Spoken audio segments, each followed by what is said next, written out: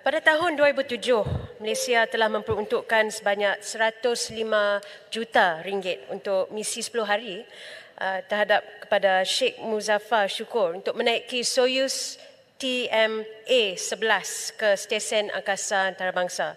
Jadi selepas 16 tahun, persoalannya kekal. Adakah pelaburan itu benar-benar berbaloi untuk negara kita? Jadi saya juga berminat untuk mengetahui cara-cara Malaysian Space Agency menyumbang kepada pertukaran profesional dengan izin professional exchanges terhadapnya kepada agensi-agensi angkasa lepas seperti NASA, Japan Aerospace Exploration Agency, dan juga pada masa yang sama, apakah kadar ataupun tahap pembiayaan kerajaan yang dapat diperuntukkan dalam penyelidikan R&D untuk membangunkan industri angkasa lepas? Berhormat Menteri. Terima kasih Bukit Bendera.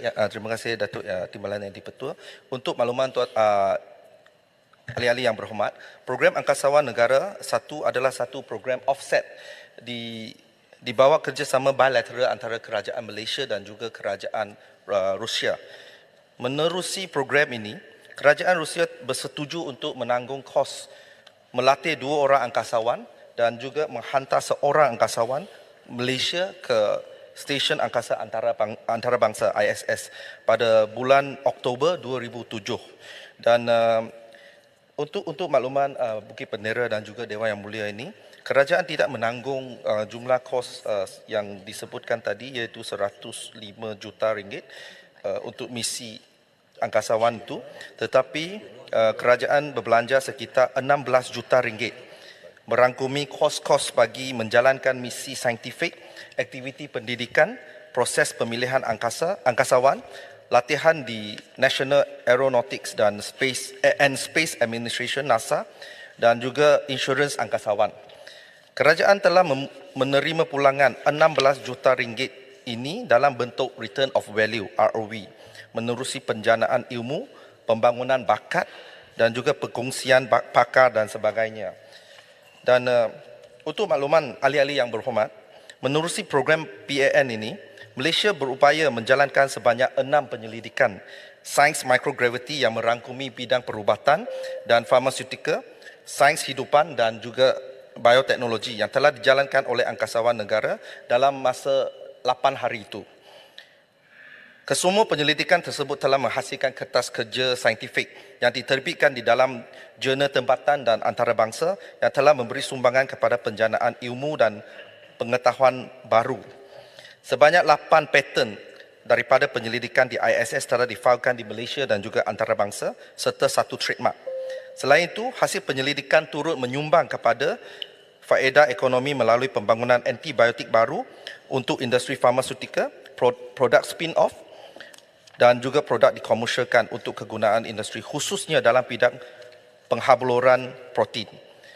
Program PAN juga telah membuka peluang kepada negara untuk menjalin kerjasama saintifik dalam program-program inisiatif microgravity antarabangsa dengan JAXA, Japan Aerospace Exploration Agency, Roscosmos State Corporation for Space Activities, Russia, ESA, European Space Agency, NASA dan United Nations Office for Outer Space Affairs. Mulai tahun 2007, Malaysia telah menghantar seramai 30 penyelidik ke agensi angkasa Korea Selatan, Jepun, Eropah dan India bagi tujuan pembangunan kapasiti dalam teknologi satelit, pengoperasian stesen bumi, latihan pengendalian dan pengurusan fasiliti AIT dan juga reka bentuk subsistem Global Navigation Satellite System GNSS.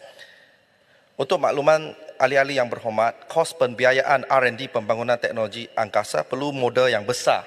Oleh itu, kerajaan telah pun menggalakkan inisiatif kerjasama awam swasta dan antaranya kerajaan menawarkan dengan izin Request for Proposal RFP pembangunan satelit penderiaan jauh negara PSPJN kepada pihak swasta.